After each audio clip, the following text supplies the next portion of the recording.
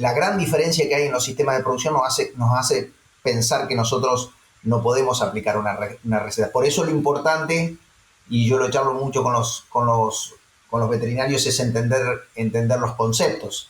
Si nosotros podemos entender los conceptos básicos de lo que sucede durante la transición, de cómo cicla la vaca, de cómo evoluciona el útero, de cómo es esa curva de producción de leche, dónde tenemos los problemas, qué vacas se nos están yendo del sistema, y ahí podemos empezar a pensar, bueno, cuál es la estrategia que vamos a tener.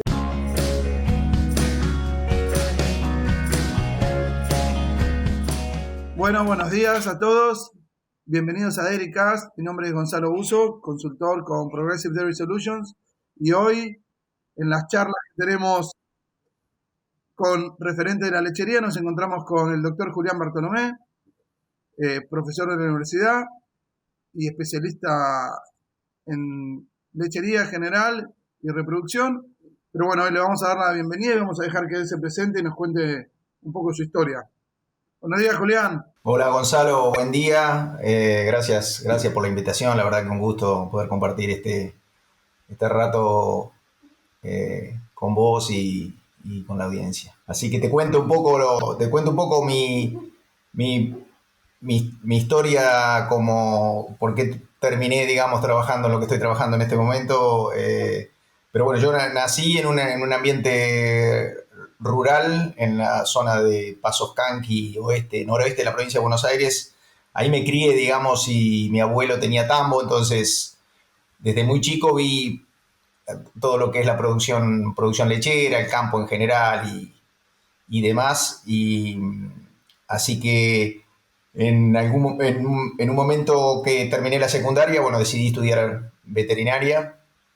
eh, y bueno, tuve un impasse en la parte eh, agropecuario rural, porque bueno, un tiempo me dediqué a jugar al fútbol, pero tarde o temprano volví a lo que eh, me gustaba hacer cuando decidí estudiar. Entonces entré en la facultad de veterinaria y bueno, y en primer año de la facultad de veterinaria, cuando estaba cursando anatomía y histología, hice un curso de inseminación artificial en el CIABT, en Venado Tuerto, y ahí me di cuenta que la reproducción era algo que me interesaba, porque desde el primer momento que hice tacto en una vaca, tratando de encontrar el aparato reproductor y demás, y entender cómo la vaca se preñaba, y ahí me fui interesando mucho por fisiología de la reproducción y en bovinos, así que toda mi carrera la hice pensando un poco en trabajar en eso. Así que una vez que me gradué, empecé a trabajar en reproducción.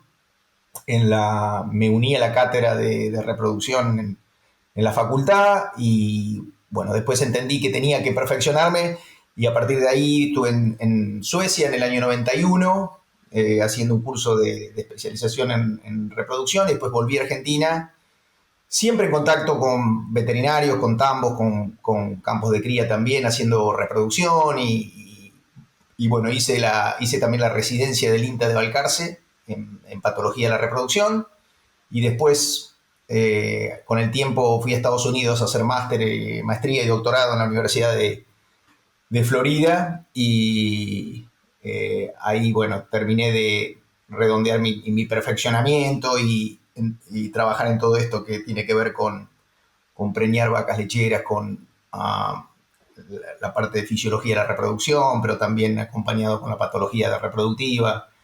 Así que bueno, volví a Argentina y continué mi trabajo acá haciendo consultoría, y soy profesor titular de la cátedra de reproducción. Y bueno, ya hace 2 años que me contrató Worldwide Sire para hacer el soporte técnico, parte del equipo técnico de Worldwide Sire, haciendo soporte técnico para Selexar en Latinoamérica.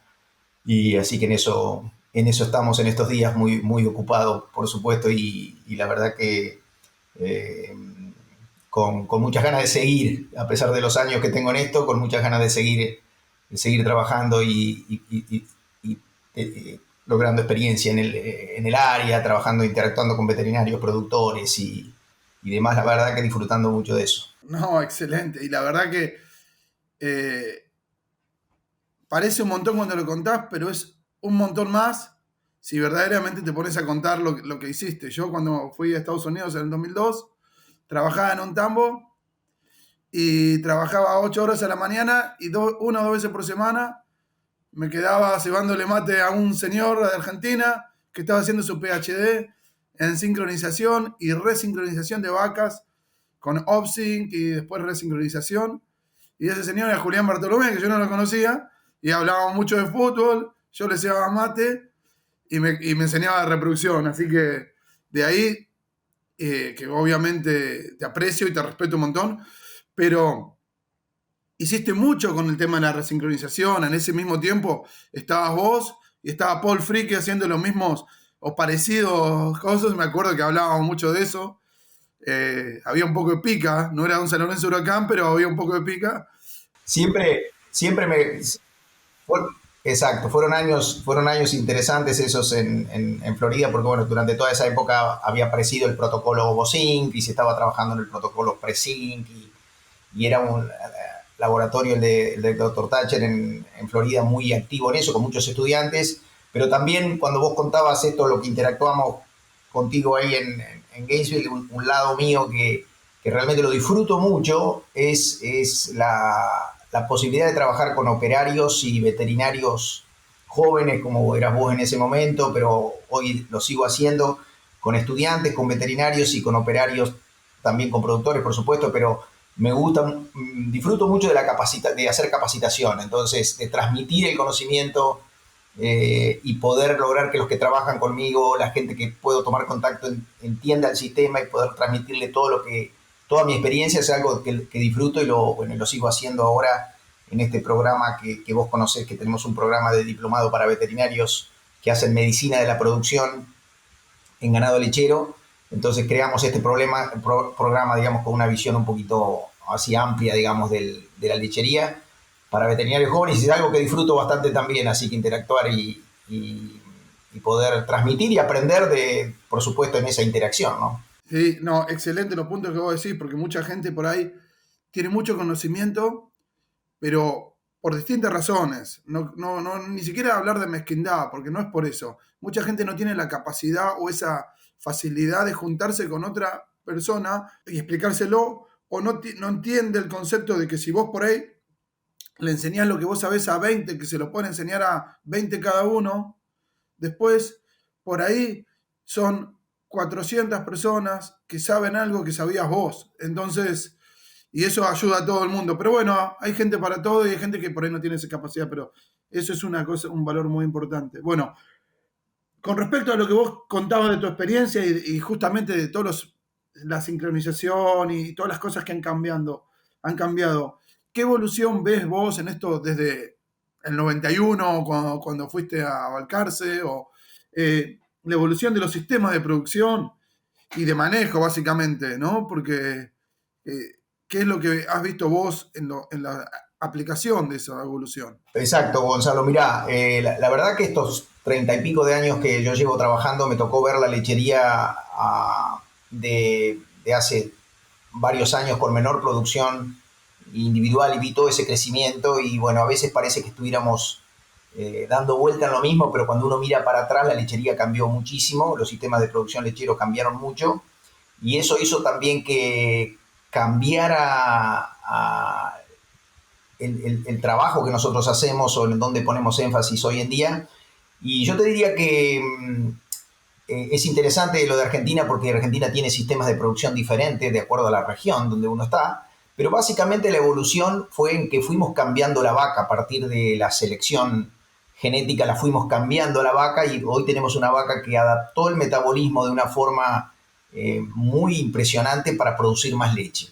Entonces, en los sistemas, digamos, intensivos o donde se buscó la alta producción individual, el animal cambió en estos 30 años. Hoy tenemos una vaca diferente y nos cuesta bastante, nos costó a todos ir adaptándonos a ese cambio y entendiendo qué era lo que estaba pasando con la vaca. Entonces, si yo lo tengo que resumir, básicamente lo tengo que resumir en la producción individual, ¿no es cierto? Esa habilidad que tiene la vaca para metabólicamente prepararse para tener una alta producción de leche a los 2 meses de parida o a las 40, 60 días de parida, producir gran cantidad de leche, ese aumento de la producción individual cambió el metabolismo e hizo que la vaca básicamente todos conocemos esto del metabolismo de los esteroides. Es una vaca que tiene menores niveles de esteroides, ¿no es cierto? Progesterona y estrógeno, básicamente. Eso cambió el ciclo estral e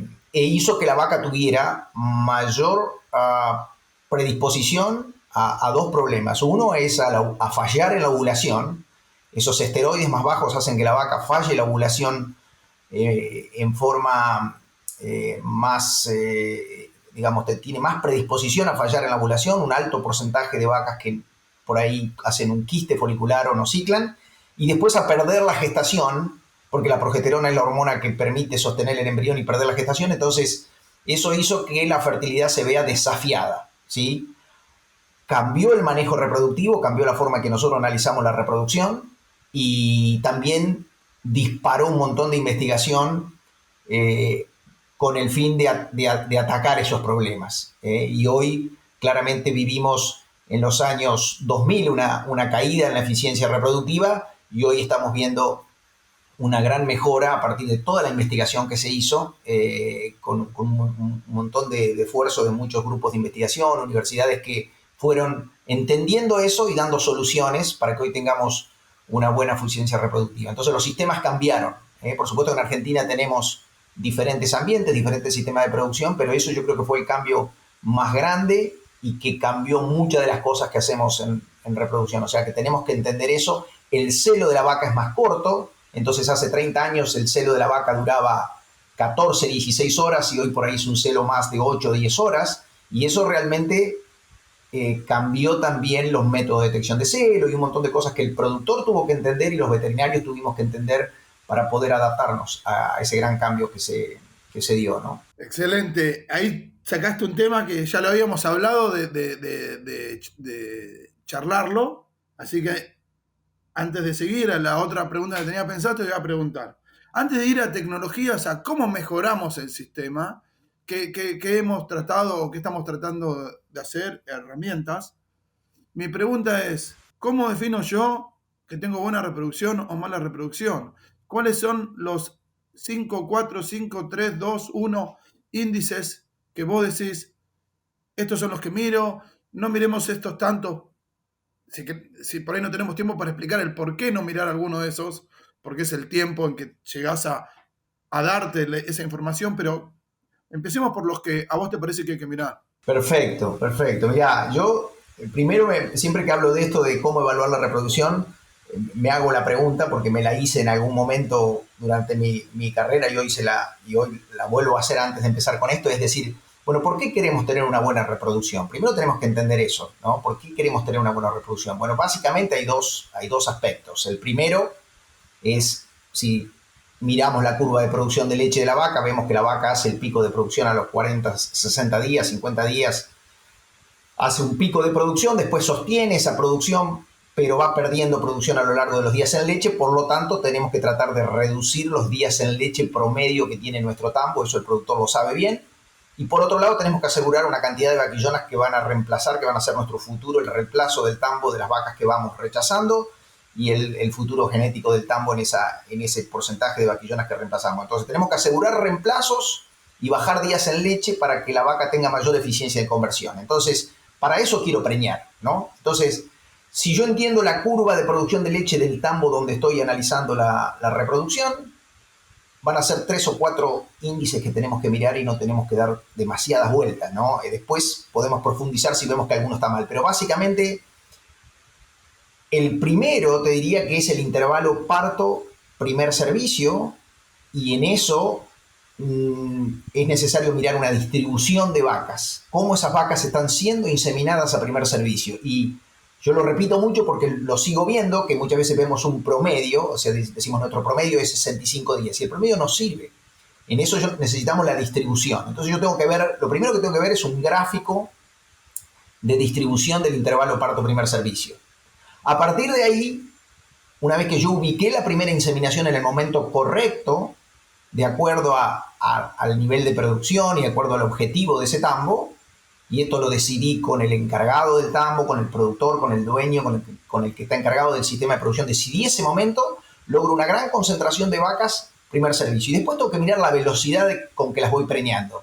Y sabemos que la velocidad con que voy preñando esas vacas lo da la tasa de preñez de 21 días. Nosotros tenemos en el año 17 periodos de 21 días y más allá decidamos en algún momento cortar el servicio o hacerlo continuo, tengo que tener una alta tasa de preñez que me va a dar velocidad de preñez.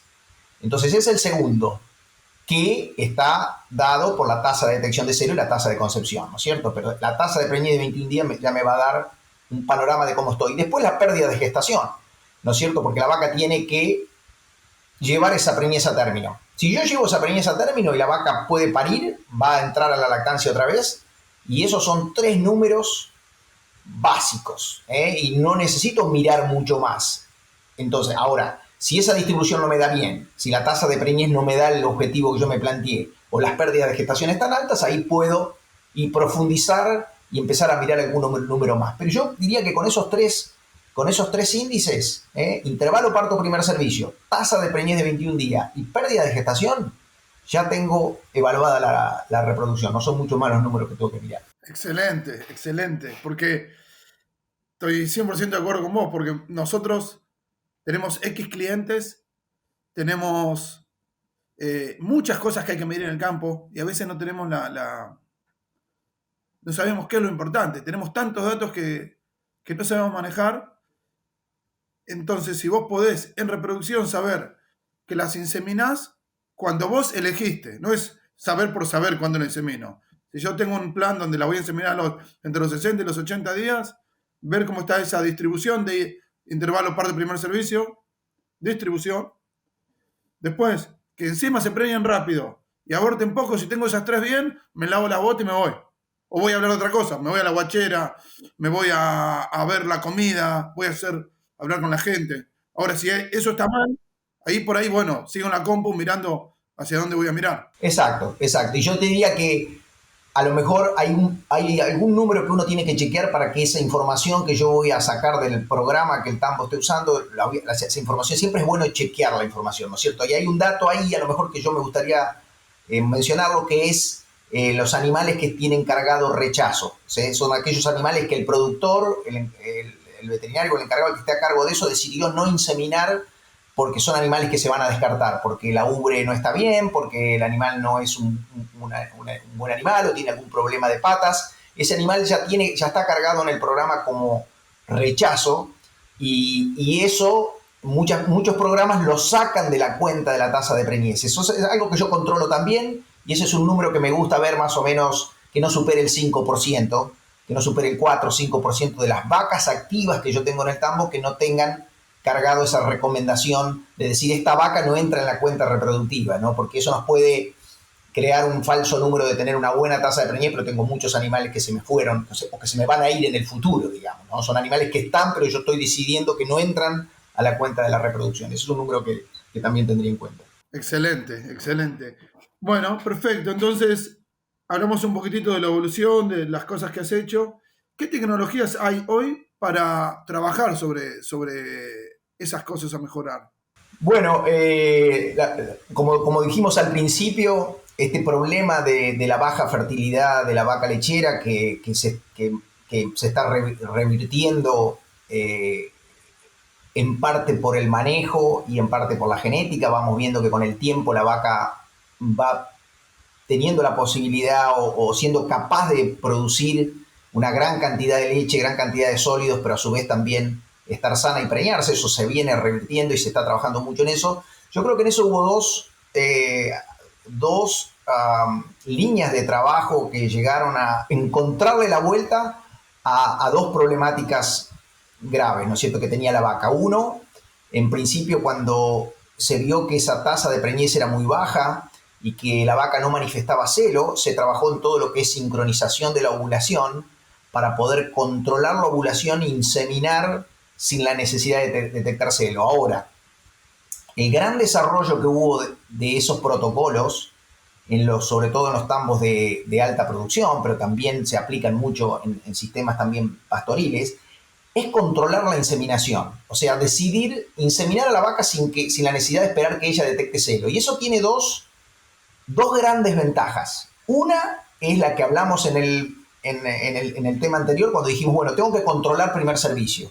Entonces eso lo entendieron muy bien los tambos grandes y de alta producción. Dijeron, acá tenemos una herramienta que es la inseminación a tiempo fijo, con sincronizando la ovulación en vez de dejar que la vaca entre en celo, y a partir de aplicar un protocolo yo puedo decidir, esta vaca la voy a inseminar el día 65.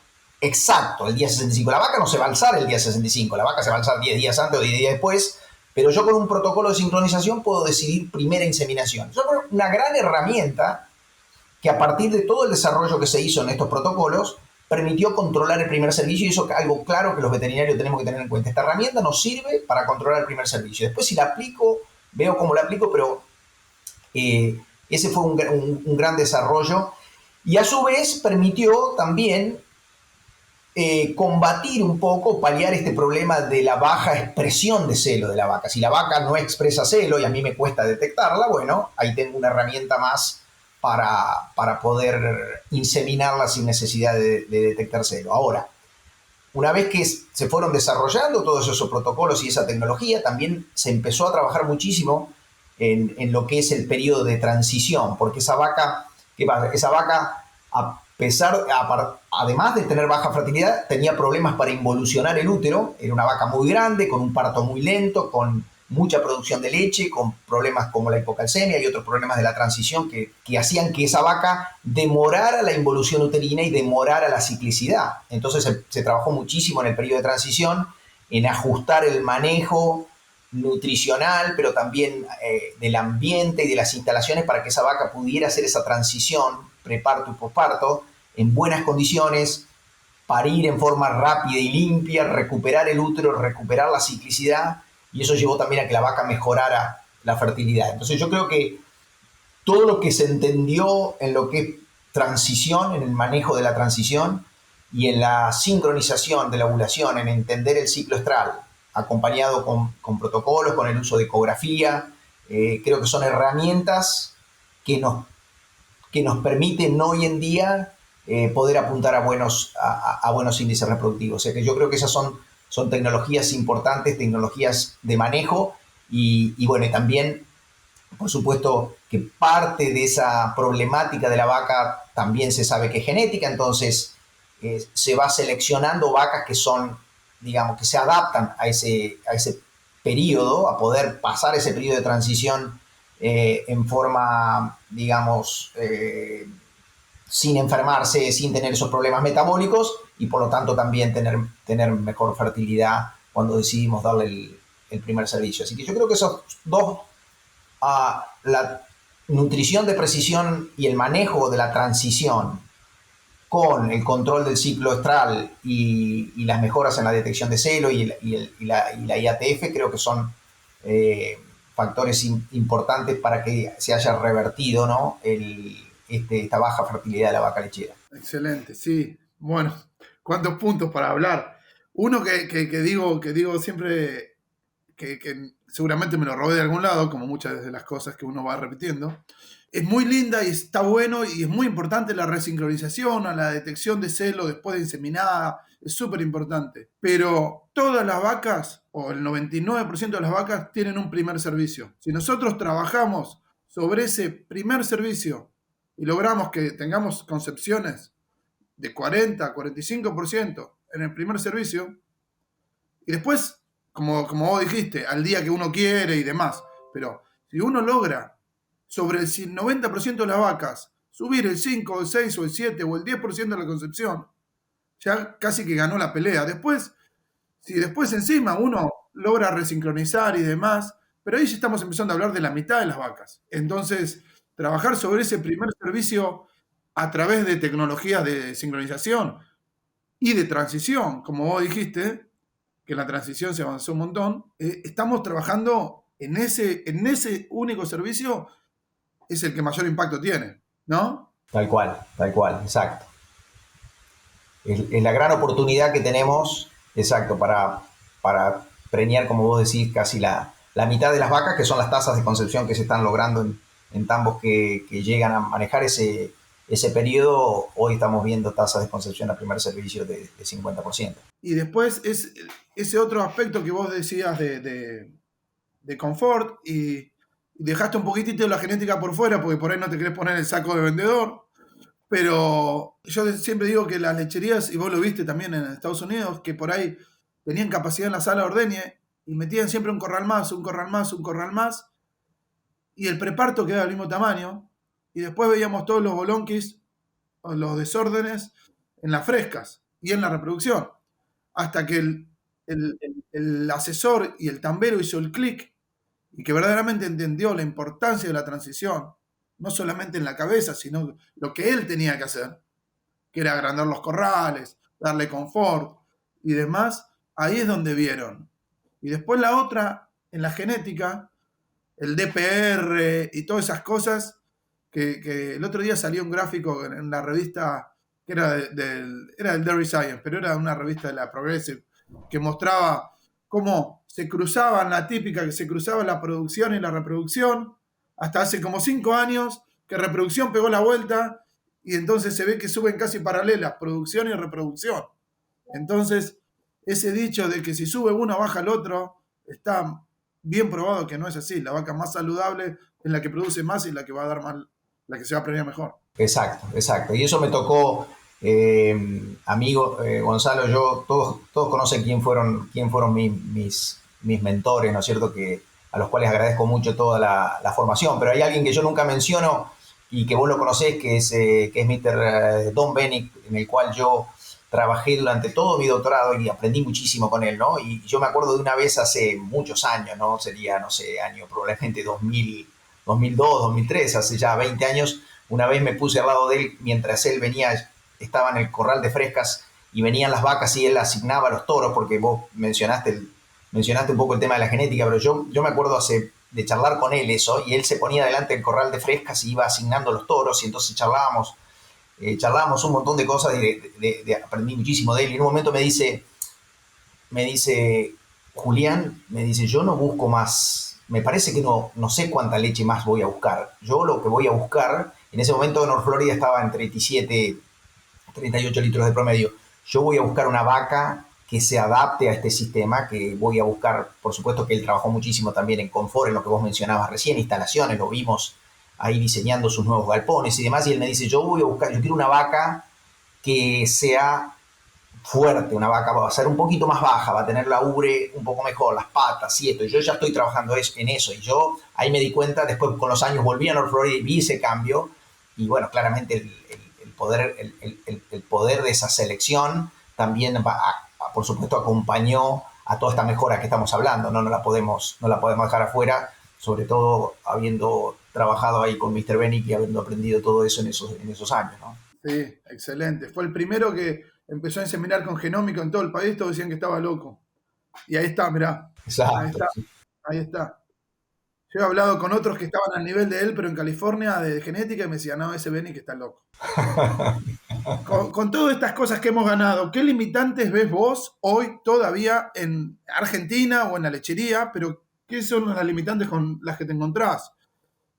Y nosotros charlamos de 3 fundamentales, pero mejor que lo cuentes un poco vos. Bueno, yo sigo muy de cerca y, bueno, vos sabés que en los últimos años también he también desarrollado, tratado de meterme en el área de nutrición a partir de todos los amigos nutricionistas que tengo que probablemente me han influenciado, pero bueno, eso es lo bueno de la interacción y me he metido mucho en este tema de la transición. Es un tema apasionante, también utilizando el modelo de Cornell para ver esta temática, y ahí yo creo que todavía hay mucho para trabajar. Se ha mejorado muchísimo, pero todavía hoy uno ve que no terminamos de darle la importancia que eso tiene, ¿no? Cuando uno recorre los tamos, cuando habla con los veterinarios, yo creo que todavía no nos damos cuenta de la importancia de esa parte y el esfuerzo que tenemos que poner en corregir la transición. Yo creo que ahí todavía, a pesar de todo lo que se ha mejorado y toda la información que hay, charlas y demás, es un área que tenemos que seguir insistiendo y a su vez es un área de continuo desarrollo, de continua investigación, donde aparecen cosas, o sea, tenemos que estar ahí atentos a ver cómo podemos mejorar esa parte. Esa es una, te diría. La otra es el estrés calórico. Yo estoy muy preocupado por eso porque realmente tenemos unos tambos bárbaros, tenemos buenas producciones y la verdad que llega el verano y sobre todo en lo que es la zona centro-norte de Córdoba, Santa Fe, Entre Ríos, pero también cuencas lecheras que tenemos en Salta, Tucumán, el norte nuestro también acá, no lo sufrimos tanto en La Pampa, pero sí lo vemos también. A lo mejor es más corto, pero yo te diría que casi tenemos 4 o 5 meses que no podemos lograr buenos niveles de reproductivos, sobre todo la tasa de preñez. Entonces uno ve que las tasas de concepción se caen al 10%, te diría, en las zonas más cálidas y al 20% en las mejores zonas. Las tasas de concepción se desploman y creo que eso nos afecta muchísimo en todo el circuito del tambo porque después no podemos sostener la cantidad de partos por mes y eso realmente complica muchas cosas. Y yo creo que el estrés calórico va a ser el otro tema que vamos a ver que va a haber muchos cambios de acá en adelante y creo que tenemos que trabajar mucho en nuestros sistemas de galpones, en cada sistema que se va creando en Argentina tenemos que preocuparnos por el estrés calórico. Y después entender que Argentina tiene lechería diferente de acuerdo a la región. Entonces, yo creo que tenemos lechería pastoril en lugares como puede ser la cuenca Mar y Sierra, como puede ser Entre Ríos, no quiero partes de la provincia de Buenos Aires, donde las condiciones del campo y las condiciones climáticas hacen que la lechería pastoril por ahí sea la indicada. En esos lugares tenemos lechería más intensiva, tenemos galpones, tenemos todos los sistemas. Entonces, esa tecnología que hablamos de manejo reproductivo, de sincronización, además la tenemos que adaptar al sistema, entender el sistema y poder aplicar la mejor estrategia. Creo que tenemos la tecnología disponible, pero bueno, seguimos teniendo esa limitante que yo creo que si tengo que poner número uno pondría el estrés calórico y segundo pondría la transición como factores limitantes en poder lograr los resultados, ¿no? Estoy completamente de acuerdo. Estamos todos contentos en octubre, noviembre, diciembre, hasta los primeros 5 o 10 días de enero, después se viene la tormenta, después en abril estamos todos preguntando por qué todavía no preñamos, por qué todavía no sacamos leche y demás. Tal Pero cual, sí. tal cual. Con respecto a eso que dijiste vos de las diferencias de lugares, ¿existe para vos una receta desde el punto de vista de reproducción, ya que estamos más enfocados en la reproducción hoy? Después de toda esta investigación, si yo voy a hacer esto, en todos los campos voy y meto un OpSync, o un doble OpSync, o un dispositivo. ¿Existe eso? ¿O qué cosas mirás antes de...? ¿Y cuánto tiempo decís, necesito tanto tiempo para determinar qué programa voy a elegir? ¿Cómo te manejas vos? Claro, no, sí, por eso hablábamos que Argentina tiene diferentes sistemas de producción y con eso el manejo es diferente, el tipo de vaca es diferente, la estrategia reproductiva muchas veces es con servicios estacionados, entonces yo creo que la gran diferencia que hay en los sistemas de producción nos hace pensar que nosotros no podemos aplicar una receta. Por eso lo importante, y yo lo charlo mucho con los veterinarios, es entender los conceptos. Si nosotros podemos entender los conceptos básicos de lo que sucede durante la transición, de cómo cicla la vaca, de cómo evoluciona el útero, de cómo es esa curva de producción de leche, dónde tenemos los problemas, qué vacas se nos están yendo del sistema, y ahí podemos empezar a pensar, bueno, cuál es la estrategia que vamos a tener. Después tenemos también una gran diferencia en tamaño de rodeo. Tenemos tambos que tienen miles de vacas y tambos que tienen cientos de vacas. Entonces, en un tambo de 150, 200 vacas, por ahí la estrategia no va a ser la misma que en un tambo de 2.000 o 3.000 vacas. Sobre todo por instalaciones, por cantidad de inyecciones que uno tiene que dar, por apartes, por listados, por puertas. Hoy tenemos las puertas de aparte, los programas. Entonces, cuando nosotros bajamos un programa reproductivo o discutimos y bueno, vamos a hacer esto, tenemos que tener todo eso en cuenta, ¿no es cierto? Si vamos a poder dar las inyecciones que tenemos que dar para sincronizar. Y entonces hoy han aparecido, digamos, sistemas electrónicos de detección de celo y esto que hablábamos, de mejorar la transición, mejorar la adaptación de la vaca a través de la genética, y las instalaciones que permiten que la vaca exprese celo un poco más y la aparición de estos sistemas electrónicos de detección de celo nos dijeron, che, cuidado, porque hoy cambió la cosa, hoy tenemos herramientas para detectar celo, entonces, bueno, es probable que la detección de celo pase a tener un rol más importante que pensábamos que no lo íbamos a tener cuando en un momento pensamos, che, esto tiene que ir todo a una inseminación a tiempo fijo sistemática porque esta vaca no muestra celo. Hoy eso cambió y hoy tenemos posibilidad de detectar celo. Y ni hablar si ponemos en la balanza o ponemos arriba de la mesa que el mundo desarrollado está tratando de salir de tratamientos inyectables y de inyectar hormonas. Bueno, eso es un desafío que para nosotros de acá en adelante lo vamos a ver probablemente a lo mejor en 5 o 10 años, pero es algo que tenemos que pensar cuando sobre todo trabajamos en encontrar soluciones, ¿no? ¿Qué tipo de soluciones vamos a buscar para la lechería?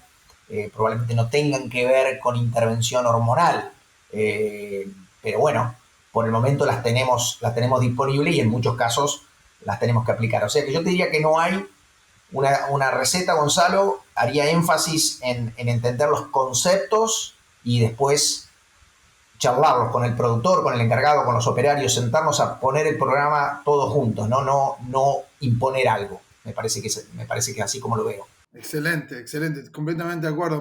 Entonces, como resumen, me quedó a mí el concepto, primero aprender, saber cómo funcionan las cosas y después tener la capacidad, el sentido común de poder saber qué funciona en cada lugar.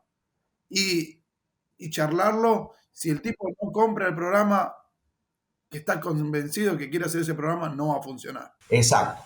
Entonces, como comentarios finales de todo esto que hablamos, en un par de minutos, ¿qué te gustaría cerrar con un poquitito de lo que charlamos hoy antes de hacerte un par de preguntas? Sí, charlando sobre todo esto, yo creo que a mí un poco me apasiona esto de la lechería y de tratar de tener buenos resultados. Entonces uno siempre, digamos, cuando trabaja en esto, uh, uno realmente como que se pone la camiseta, ¿no? de un productor, de un sistema de producción y dice, bueno, ¿qué es lo importante? Entonces, por supuesto que me gusta pensar a largo plazo, entonces uno dice, bueno, yo me gustaría que este tambo funcione por 20, 30 años más, que ordeñe vacas, que mejore. Entonces siempre lo pienso así, ¿no? Siempre lo pienso a largo plazo. Entonces, ¿en qué tenemos que trabajar? Y bueno, en un poquito todo lo que hablamos, manejo de transición, instalaciones, pensar en qué vaca queremos dentro de 10 años. Y en eso, algo que no quiero dejar de mencionar que es algo que también me apasiona, que es la capacitación del personal, ¿no? Hoy yo creo que tenemos que trabajar muchísimo con los operarios de tambo, con los encargados, con todos capacitando a la gente, porque yo creo que ahí está mucho del progreso de los sistemas, ¿no? Cuando hay un equipo, cuando el equipo está armado y el equipo va trabajando bien y va entusiasmado, pero sobre todo tiene una perspectiva, ¿no? Tiene lo que los americanos dicen compelling vision, ¿viste? Hacia dónde va el sistema, pero hacia dónde va con todo este equipo de gente. Che, ¿a dónde vamos todos? Allá vamos, ¿viste? Y cuando eso está claro y la gente está comprometida con el sistema, la verdad que uno ve grandes cosas, se ven grandes cambios y se ven resultados impresionantes. Entonces, yo creo que es algo que tenemos que invertir tiempo en lo que es la gente, ¿no? La capacitación de la gente y entusiasmarlos de que están haciendo algo muy importante, que es producir leche, que no es fácil y es un producto realmente muy necesario para toda la sociedad. Entonces decir, che, nosotros estamos produciendo leche, estamos haciendo algo muy importante y no es fácil. Eso no quería dejar de decirlo. Excelente, sí, se ve en tambos o en empresas, pero nosotros lo vemos en tambos, igual que lo vemos nosotros que nos encanta el fútbol. Cuando vos tenés un equipo de gente convencido que hacia el lado que van bien y están contentos, van todos al mismo lado, con los líos que se pueden armar en un vestuario, ¿no? Pero, pero, pero cuando van todos para el mismo lado es impresionante los logros que se consiguen. Bueno, la última pregunta, antes de irnos, tu experiencia, porque sos un profesor, porque te gusta enseñar, porque tenés un diplomado, que no hablaste nada, que tenés un diplomado, que vienen nuevos o no tan nuevos veterinarios, pero que quieren volver a aprender. Entonces juntás un combo de gente en esos diplomados donde vienen gente y se dan mucha información buena y aprenden mucho.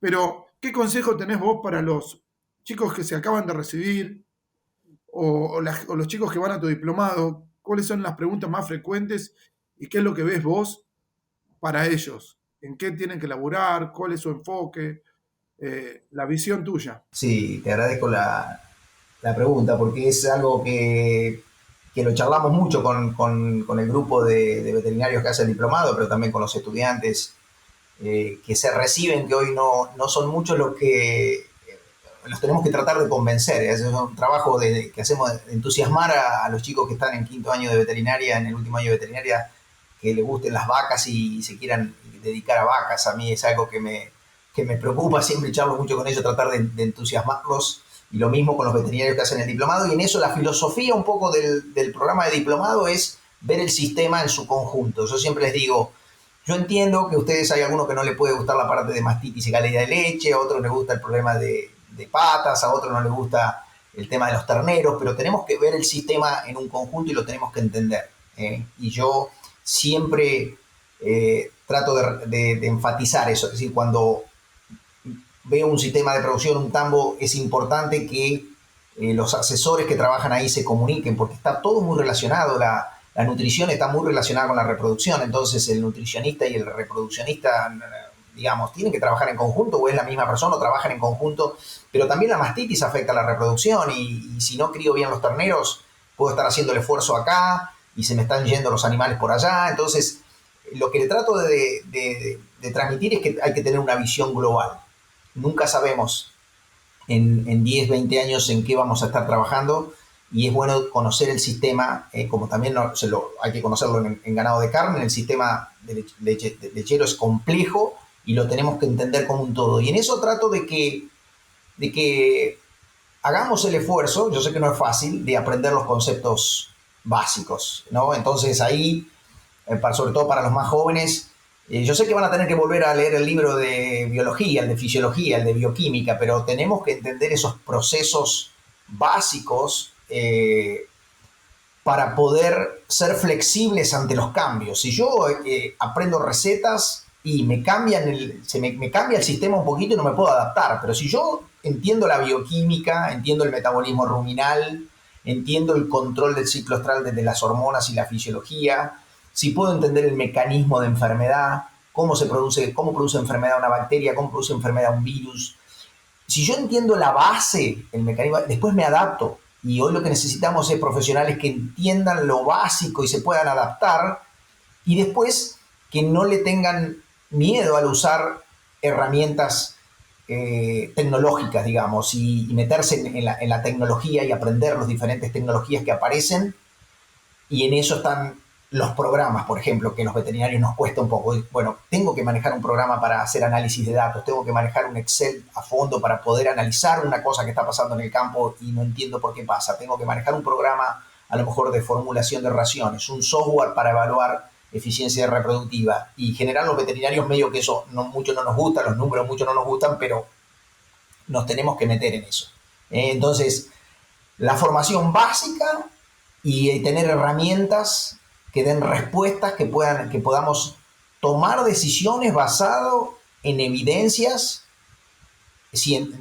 diría científicas, pero datos. Entonces, muchas veces yo escucho que no, tenemos que hacer esto. ¿Y para qué lo vamos a hacer? Bueno, pero partir del análisis de la información y después toma de decisiones. Y en eso yo trato que hagamos el esfuerzo ese que uno lo sigue haciendo porque esto va cambiando, entonces nunca paramos de leer, estudiar, aprender de los que saben y ya te digo, sobre todo los más jóvenes, afianzar mucho esos conceptos básicos de entender cómo funciona una hormona, cómo funciona el metabolismo. Eso creo que va a ser, que a largo plazo siempre te sirve para ir adaptándote. Estoy completamente de acuerdo con vos. A mí me pasó cuando me fui afuera, que viste, venías de Argentina, que está el reproductólogo, el que hace mastitis, y vas, y en los campos, el veterinario tiene una visión global, se ocupa de todo generalmente, y después le pregunta a los expertos. Y vienen los expertos y lo ayudan sobre un área que te puede haber sobrepasado. Después, si Dios quiere, como vos decís, con 45 años me convertí en un experto en un área, perfecto, pero primero aprendé de todo, entendé todo, vas a poder ayudar mucho mejor a tu cliente.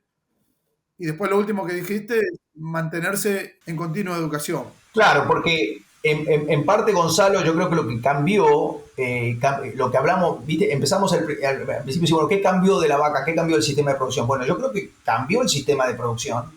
Entonces, a lo mejor hace 20 años era, uno podía trabajar en reproducción, lo más importante era preñar a las vacas, pero hoy nos damos cuenta que se nos van las vacas porque tienen problemas de salud, entonces siempre hablamos de un dato, decir, bueno, vacas que perdemos en los primeros 60 días en leche, ¿cuántas vacas perdemos en ese momento? Es un dato que pasa casi a ser un índice reproductivo, si se quiere, cuando yo veo que la tasa de preñez no es buena, bueno, no es la tasa de preñez buena, bueno, voy a ver, che, cómo estoy perdiendo vacas en esos primeros 60 días.